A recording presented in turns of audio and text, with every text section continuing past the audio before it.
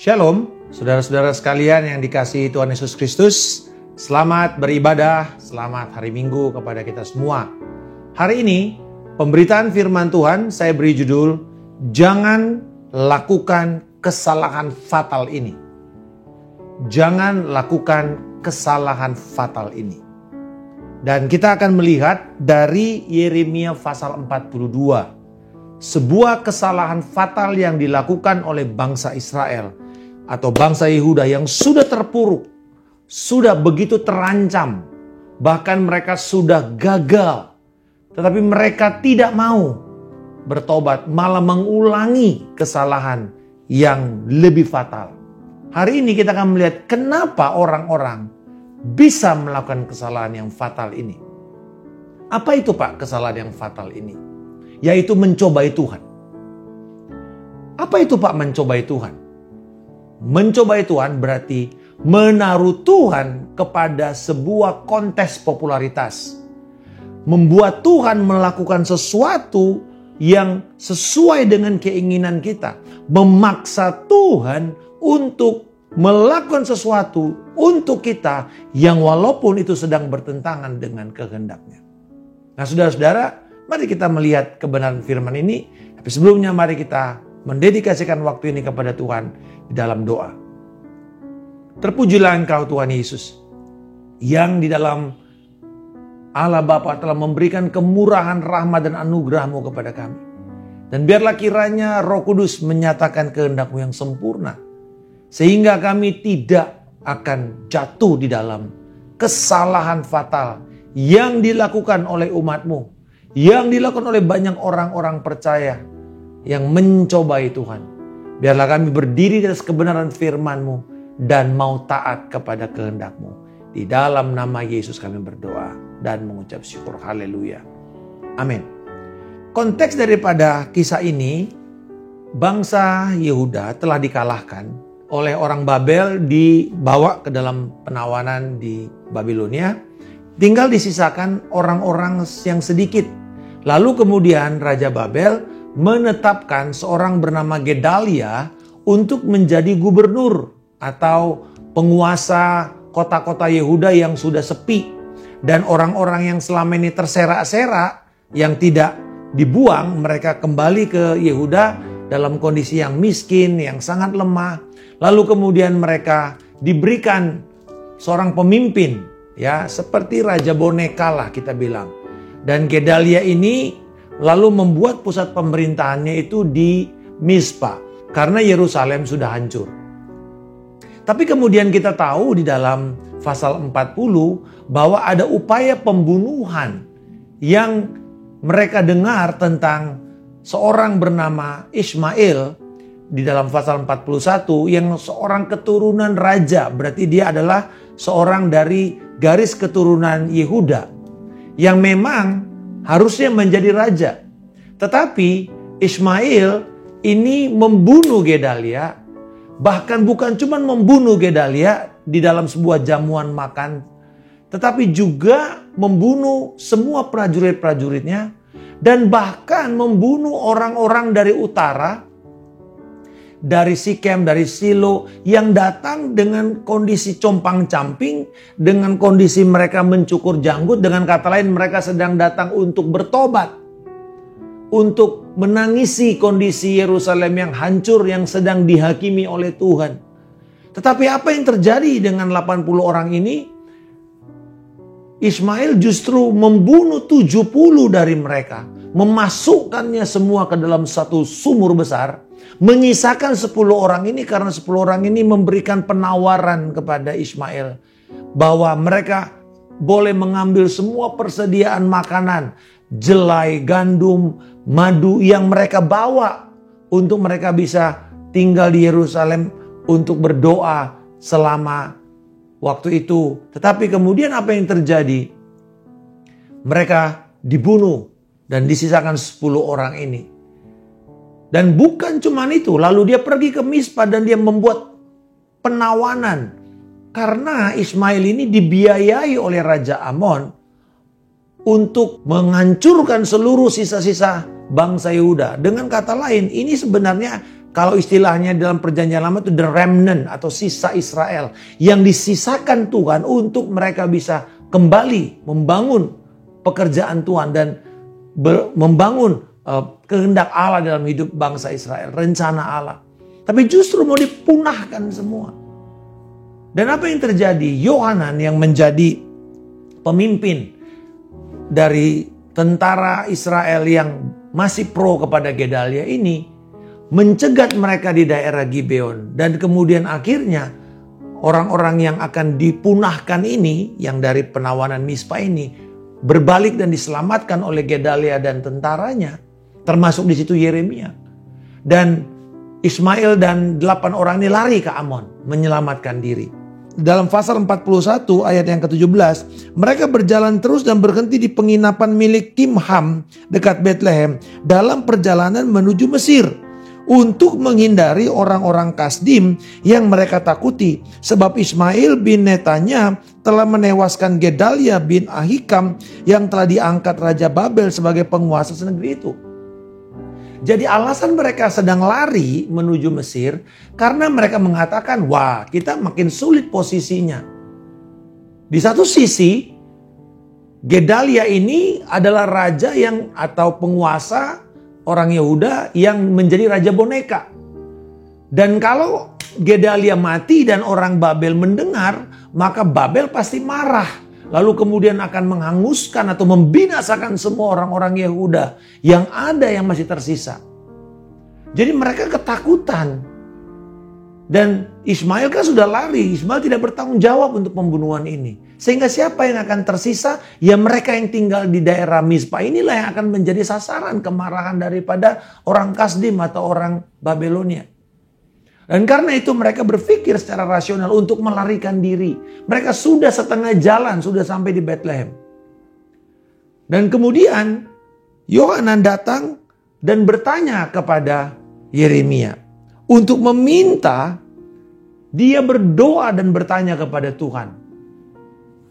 Akankah kami tinggal di Yehuda atau kami perlu ke Mesir? Karena kejadian tadi itu, kita telah dituduh nantinya membunuh Gedalia. Dan kita akan mendapatkan konsekuensinya. Salahkah kita bertanya kepada atau meminta tolong kepada hamba Tuhan untuk berdoa dan meminta peneguhan? Tentu tidak. Tetapi apa yang menjadi persoalan dari pertama kita bisa melihat di sini?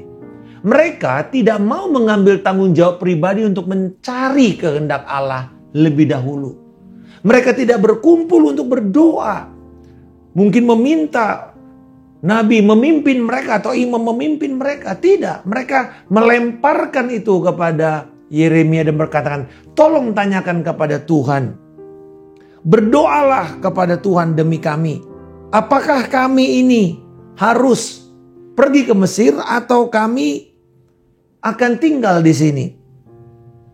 Dan dia katakan kami akan mengikuti semua yang dikatakan oleh Tuhan. Jadi mereka mengatakan sepertinya serius. Kami akan taat, kami akan setia. Oke? Walaupun mereka sebenarnya sudah meninggalkan asas pertama waktu kita mencari kehendak Allah. Yaitu apa? Kita harus datang lebih dahulu. Bukan menyuruh orang lain datang lebih dahulu. Atau menyuruh orang lain berdoa dan meminta kepada Tuhan. Seringkali ini yang kita lakukan. Kita tidak mau mengambil tanggung jawab. Kita tidak mau mencari kehendak Allah. Kita tidak mau membaca firman untuk mencari apa yang Tuhan kehendaki. Lalu kita mau cari jalan pintas. Sudahlah, tanya pendeta aja. Tanya hamba Tuhan. Tentu mereka akan mau melayani. Karena ini adalah bagian dari pekerjaan atau pelayanan mereka. Tetapi hati-hati untuk tidak menimpakan semuanya itu. Membebani itu semuanya kepada mereka. Menjadikan para hamba-hamba Tuhan sebagai imam-imam pribadi kita. Di dalam kasus ini Yeremia mengatakan, oke, 10 hari nanti, tunggu.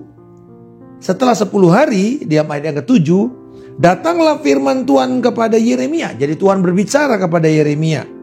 Lalu Yeremia memanggil Yohanan bin Kareah dan semua perwira tentara bersama dia dan seluruh rakyat dari yang kecil sampai yang besar. Jadi sekarang semua orang berkumpul. Ada otoritas di situ. Berkatalah ia kepada mereka, beginilah firman Tuhan Allah Israel, yang kepadanya kamu mengutus aku untuk menyampaikan permohonanmu di hadapannya. Jika kamu tetap tinggal di negeri ini, aku akan membangun dan tidak akan meruntuhkan kamu. Aku akan membuat kamu tumbuh dan tidak akan mencabut kamu. Sebab aku menyesal telah mendatangkan malapetaka kepadamu. Jangan takut kepada Raja Babel yang kamu takuti itu. Jangan takut kepadanya, demikianlah firman Tuhan. Sebab aku menyertai kamu untuk menyelamatkan dan melepaskan kamu dari tangannya. Aku akan menganugerahi kamu belas kasihan, sehingga ia berbelas kasihan kepadamu dan membiarkan kamu kembali ke tanahmu. Tetapi jika kamu tidak mau mendengarkan suara Tuhan Allahmu dengan mengatakan kami tidak mau tinggal di negeri ini, sebab pikirmu tidak, kami mau pergi ke negeri Mesir, di mana kami tidak akan mengalami pertempuran, mendengar bunyi sangkakala, atau menderita kelaparan. Di sanalah kami akan tinggal. Maka dengarlah sekarang firman Allah, hai sisa Yehuda. Beginilah firman Tuhan semesta alam, Allah Israel. Jika kamu sungguh-sungguh berniat pergi ke Mesir, lalu kamu pergi dan tinggal sebagai pendatang di sana, maka pedang yang kamu takuti itu akan menimpa kamu di negeri Mesir. Dan kelaparan yang kamu khawatirkan itu akan mengejar-ngejar kamu di Mesir, sampai kamu mati di sana. Semua orang yang berniat pergi ke Mesir untuk tinggal sebagai pendatang di sana akan mati karena pedang, kelaparan, dan sampar. Tidak ada seorang pun dari mereka yang selamat atau luput dari malapetaka yang kudatangkan atas mereka. Saudara-saudara, ternyata jawaban dari Allah berbeda dengan apa yang mereka harapkan. Sebenarnya dalam hati mereka, mereka sudah kepengen pergi ke Mesir. Sudah memikirkan Mesir adalah alternatif yang paling rasional. Tempat aman dulu adalah koalisi dari Yehuda, tapi dia juga dikalahkan oleh Nebukadnezar. Ada banyak makanan di sana. Tempatnya cukup terlindung karena kontur dan geografis mereka ini menjadi tempat yang cukup terlindung dan subur. Tetapi dari pertama, saudara nanti baca dalam Yeremia pasal yang kedua ayat 18, ayat yang ke-36, Yeremia 24 ayat 8-10. Di situ Tuhan mengatakan bahwa jangan sekali-kali kamu pergi ke Mesir. Inilah kesalahan fatal kalau kamu pergi ke Mesir. Bahkan Tuhan menghakimi Mesir, menghakimi Firaun. Karena mereka berkata, kami ini adalah Tuhan. Kami menciptakan kehidupan. Karena air yang datang dari sungai Nil ini memberi hidup kepada banyak orang. Kita tahu Mesir itu adalah lumbung gandum seluruh muka bumi. Jadi tentu ini adalah tindakan rasional untuk mereka pergi ke sana. Tetapi saudara-saudara, kembali lagi, kebenaran Tuhan mengatakan jangan pergi ke Mesir. Justru kamu berharap kamu akan terbebas dari perang, kamu terbebas dari kelaparan, kamu terbebas dari sakit penyakit, dari kematian. Justru itu yang mendatangi kamu nanti. Kamu akan mati karena pedang, kamu akan kena penyakit sampar, kamu akan mengalami kelaparan, kamu mati. Tapi Tuhan mengatakan, kamu tinggal di Yehuda. Sekalipun tempatnya tidak nyaman, beresiko tinggi, dikatakan kamu tentu akan dihadapi oleh Raja Babel. Tetapi Tuhan akan mengaruniakan kemurahan kepada orang Yehuda dari orang Babel. Karena saudara-saudara, alasan Babel bisa mengalahkan Yerusalem pun itu karena kehendak Allah. Karena Yerusalem dan orang Yehuda sudah berzina di hadapan Allah, sudah menjadi tidak taat, dan mereka memang layak. Sudah ditegur berulang-ulang oleh Yeremia. Justru mereka menjebloskan Yeremia ini ke dalam sumur, dibunuh dan seterusnya, tapi tidak mati. Dan ketika mereka capek mendengarkan teguran Yeremia untuk bertobat, Mereka membuat Yeremia kalau bisa didiamkan. Tetapi apa yang terjadi? Tuhan setia. Tuhan memakai orang-orang yang mungkin tidak dipikirkan untuk menyelamatkan Yeremia. Tetapi kemudian yang kita tahu, Nebukadnezar, Babelonia menghancurkan Yehuda karena ini adalah cara Tuhan menghakimi Yerusalem. Jadi ini kehendak Tuhan juga. Dia berkuasa untuk mengorkestra keadaan dan sejarah peradaban manusia. Dan dia juga bisa mengubah hati daripada Raja Babel untuk mau bermurah hati kepada bangsa Yehuda. Dan memahami kenapa Gedalia ini dibunuh. Dan bukan kesalahan mereka. Dan Tuhan akan memelihara mereka. Tuhan berjanji akan menyertai, menyelamatkan, melepaskan, menganugerahinya dengan belas kasihan, membiarkan kamu kembali ke tanahmu. Wow, Tuhan mau mengatakan kalau kamu mendengarkan suara Tuhan, ini seperti apa yang dikatakan dalam kitab Nabi Yesaya pasal yang pertama. Jika kamu mau taat, kamu akan memakan hasil baik dari negeri ini. Namun jika kamu melawan dan memberontak, kamu akan dihakimi oleh pedang. Sungguh Tuhan yang mengucapkannya. Bapak ibu saudara-saudara sekalian. Di sini Yahweh. Katanya yang dipakai adalah Yahweh. Artinya ini Allah secara pribadi mengingatkan mereka tentang perjanjiannya dengan dirinya sendiri. Tuhan yang berjanji kepada dirinya sendiri. Masa kamu gak mau percaya? Dan mereka akhirnya memilih untuk mengatakan kepada Yeremia. Yeremia, kamu penipu. Kamu hanya mau mengatakan apa yang dikatakan oleh pembantumu di dalam pasal yang ke-43. Dan apa yang mereka putuskan? Mereka putuskan untuk mereka tetap ke Mesir. This is a fatal mistake. Dan akhirnya Tuhan menghakimi mereka. Bapak ibu saudara-saudara sekalian, datang meminta, menanyakan, meminta konfirmasi kepada Tuhan adalah hal yang baik. Tetapi bila kita sudah mendengarkan firman Allah, mendapatkan konfirmasi itu, lalu kita tetap memilih untuk menjadi tidak taat. Dan berharap di dalam ketidaktaatan itu Tuhan akan memberkati kita. Disitulah kesalahan fatal itu. Disitulah kita sedang berdosa. Mencobai Tuhan.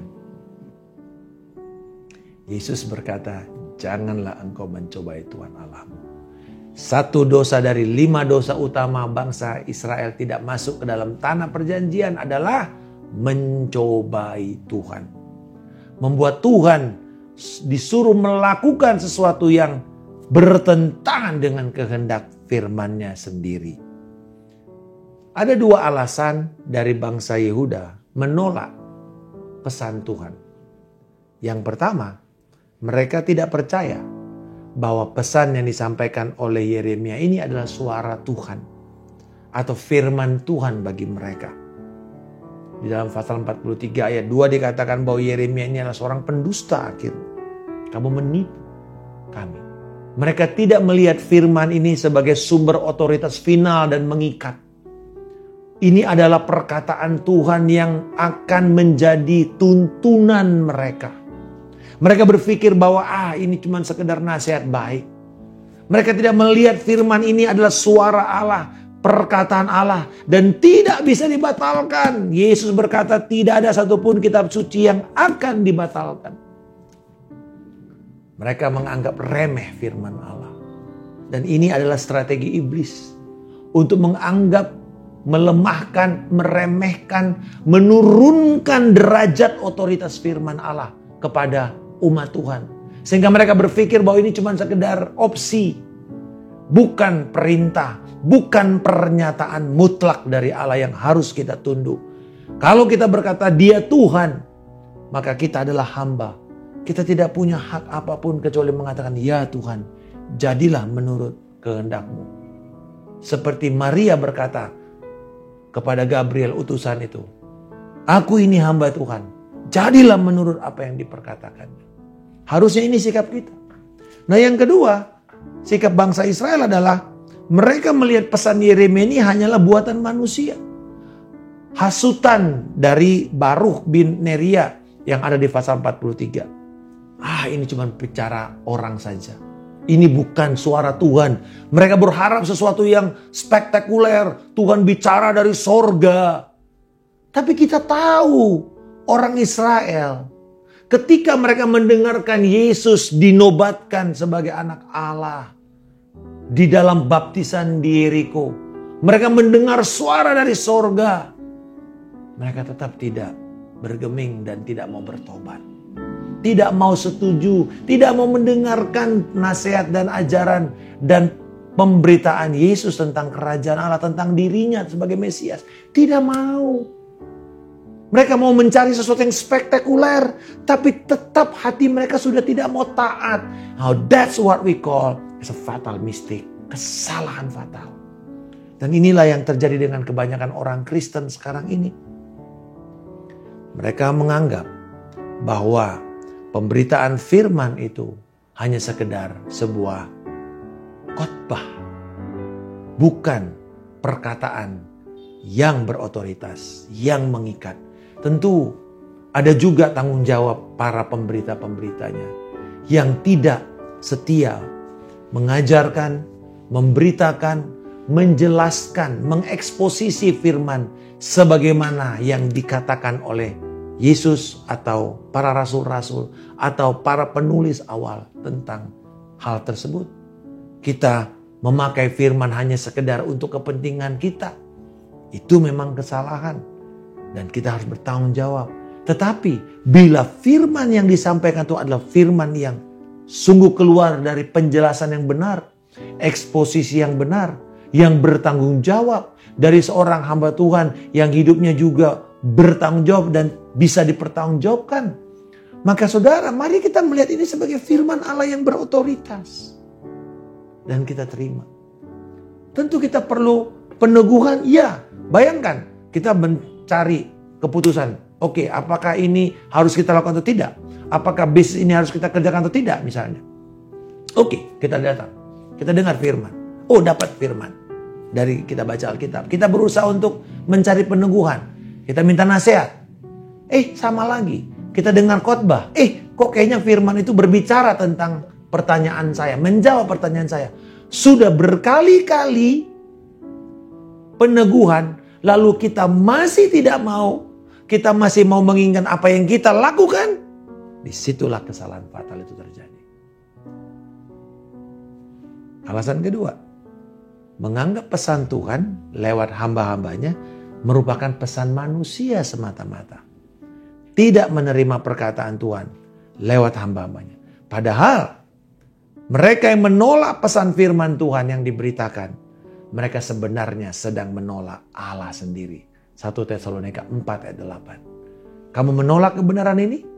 Kamu bukan sedang melawan hamba Tuhan yang memberitakannya. Tapi sedang melawan Tuhan yang menginginkan saudara melakukan itu. Jadi dengan kata lain, menolak firman Tuhan dalam kitab suci. Yang adalah ilham Allah. Yang adalah perkataan dan suara Tuhan, maka Anda sedang melakukan sebuah kesalahan fatal. Engkau sedang jatuh ke dalam dosa mencobai Tuhan. Dan inilah dosa si iblis juga. Inilah dosa yang membuat bangsa Israel tidak masuk ke dalam tanah perjanjian. Saya berdoa bahwa kita memiliki satu sikap yang hormat kepada Tuhan ketika mendengarkan suara Tuhan. Jangan sambil lalu. Jangan asal-asalan. Saya ingat waktu saya di Tiongkok dan berkhotbah di gereja bawah tanah. Wah, tempatnya sempit, panas, penuh orang. Dan ketika saya berdoa dan menyampaikan firman Tuhan, wah, mereka semua sujud, mereka semua sangat hormat, mencatat, mendengar. Dan ketika ada tantangan untuk merespon, wah, mereka cepat melakukannya. Mereka mau bertobat, mereka bertobat. Dan satu kali saya berdoa untuk pribadi-pribadi. Wah, ketika mereka, biasanya kalau saya berdoa orang itu berdiri saja dan mendengarkan. pesan firman atau doa yang saya sampaikan. Tapi ini saudara, mereka berlutut.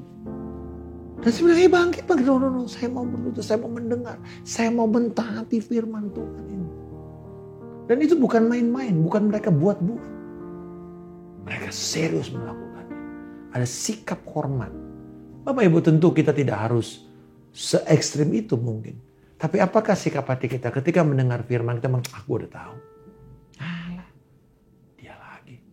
Cuman itu aja khotbahnya. Atau kita mengatakan, Tuhan, hari ini ketika firman-Mu diberitakan, aku mau mendengar. Tuhan akan pakai siapa saja. Selama hati kita tulus dan mau mendengar dan mau menerima peneguhan, Tuhan akan berbicara. Tetapi kembali lagi, bila Tuhan sudah bicara, marilah kita mentaatinya. Kiranya kebenaran ini akan membuat kita semakin menghormati dan semakin tunduk kepada otoritas final dan yang mengikat dari firman Allah. Bapa di surga, terima kasih untuk kebenaran firman-Mu ini. Dan kami berdoa, tolonglah kami supaya kami terhindar dari jebakan melakukan kesalahan yang fatal, mencobai Engkau, mencari kehendak-Mu, menerima firman, tetapi tidak mau melakukannya. Kami sudah memutuskan agenda kami pribadi dan kami akan tetap kekeh untuk melakukan itu. Tuhan ampuni kami. Kami mau bertobat. Berikan kami hati yang lembut. Berikan kami hati yang bersedia melakukan firman-Mu dan mentaatinya dengan segera. Sehingga nama-Mu dipermuliakan. Di dalam nama Tuhan Yesus Kristus, kami minta berdoa dan mengucap syukur. Haleluya. Amin. Immanuel, salam kemenangan. Saya Pendeta Markus Simanjuntak.